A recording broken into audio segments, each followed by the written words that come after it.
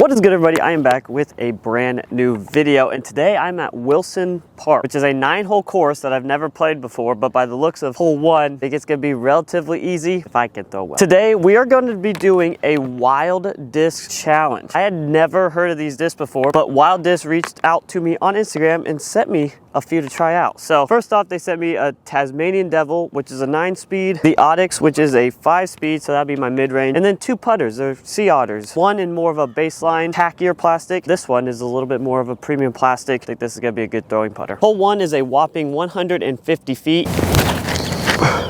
Oh, it's kind of stable. Oh my gosh, I thought we just aced right off the bat. I juiced this first shot. Terrible line. Definitely not a par that you really want.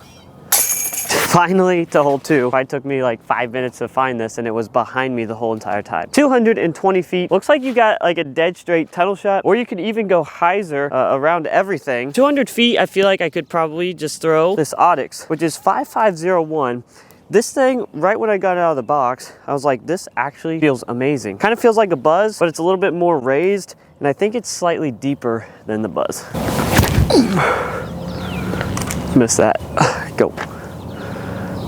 Kind of seemed like the Onyx had a little bit of a flip up when I threw it.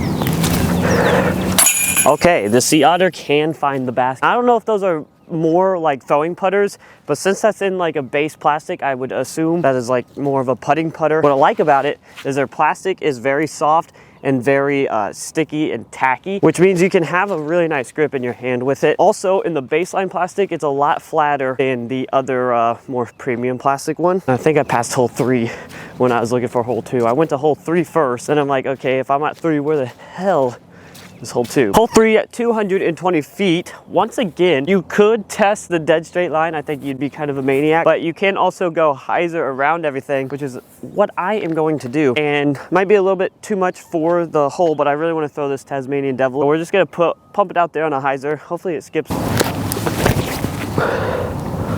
Wow, that is a beefcake. Ooh, circled the basket though, which we gotta be happy about. For fun and hopefully to tell you a little bit more about this Onyx, they said it was a little bit of like a sneaky, stable mid-range. That first shot, it seemed like it flipped up, but maybe I was seeing things. Seems glidey. I definitely juiced it a little bit. I really think that Onyx feels amazing in my hand. The Tasmanian Devil is definitely very stable. I will say that. I do want to try it on some forehands. Hopefully there's a couple holes out here that I can forehand it. Nice little tap in for a birdie. That's 2 under through 3. Definitely should be 3 under through 3. That first hole is not hard. All right, hole 4 at 250 feet. This is definitely looking just like a hyzer. The hole sits right to the right of that big tree down there. Get down, drop, drop. I feel like there's not a whole lot to say about that disc in particular. It just seems like one of those overstable 9-speeds that you see maybe, you know, in the Firebirds and the Raptors. Confident that I make this putt. Cut. I really am kind of liking the feel of this. First off, dead flat. I mean, board flat. And then second off is how this rim is. I like to place my finger right there, and there's enough space there for me to do so. That's sometimes what I have a problem with, like especially with Lunas. They round off a little bit too soon where it feels really weird to put my finger on like the very edge of the rim there. To our longest hole of the day, hole 5 is 420 feet. With the disc I have, I'm not reaching it, but I do think it's a great time to throw this bad boy on a forehand. First forehand of the day, probably just gonna throw my arm out right here in the video. Oh wow, that's me trying to put it on Annie. Pretty positive that you can legitimately like chop down on a forehand with that thing and it's still gonna be fine. That was my first forehand of the day, so maybe there's a little weakness there, but holy moly. Giant parking lot right there that I went OB on. So we're just gonna try and get up and down with the Sea Otter here. Nice wide hyzer, go in the basket. Oh my goodness. The hyzer line with the Sea Otter is something that looks phenomenal. I definitely juiced it a little bit, which is on me, but overall, it flew good. Everything that I worked for is pretty much going to waste on this hole. I went OB, threw it 50 past this basket, and I missed a putt over there, which was only for par, but come on. I really thought we had that. Well, we did just double that. Going OB really hurt us. It's not the disc's fault. It's the one throwing them. So if you're blaming your discs out there, you should probably work on yourself.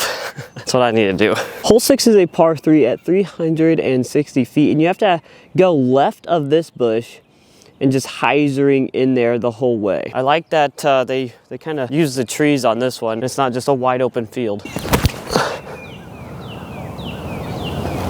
I mean, I personally love the line. Can't really tell where it ended up. I think it's gonna be mighty short though. That thing is really like throwing a plate. I mean, that thing is very overstable. Like, I don't know if I'm just being like really weak right now, which is, there's a good possibility. I had a really good feeling that I was very short. Turn, turn, turn, turn, turn.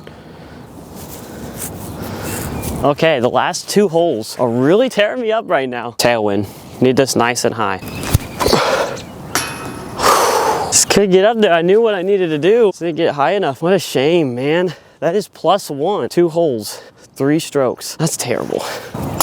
Hole 7, par 4 says 400 feet, which makes me wonder if that other 400 footer was a par 4. Doesn't really matter. In all honesty, I really could care less about my score today and more about throwing these discs semi-well to see how they fly, to show you guys. So we are gonna go with the Audix here. I'm gonna try to play smarter than I did with that forehand pack there. Wow, that thing just flies so smoothly. That's probably the best I could have asked for out of that. Just nice, semi-glidey. It did hold Annie very well to get me the most distance. That's kind of what I was going for. Throw it on a slight Annie as hard as I could, and it didn't burn over. So it's semi-stable. I really like it. Oh my goodness. The nice soft Annie shots, the hard power shots with the mid-range. It's all looking good on this hole, and they're all flying very nicely. So look at this, really technical line here at 180 feet. I think I'm gonna go for the like straight Annie shot, which is not my forte, but we're gonna try. Awesome. On the first hole when I threw that, I wasn't super duper like impressed, because it looked like oddly overstable, but it's really not. It's actually really good thrower, especially on Annie, because it is stable, so it can fight out of Annie.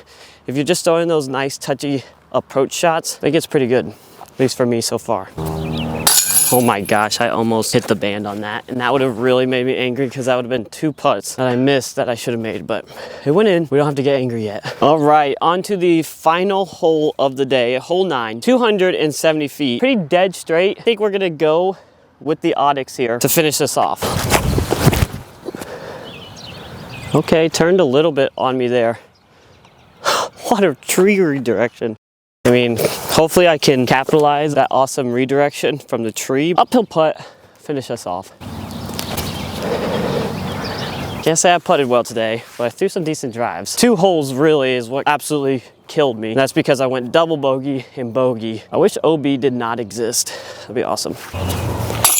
All right, guys, that is gonna do it for the Wild Disc only.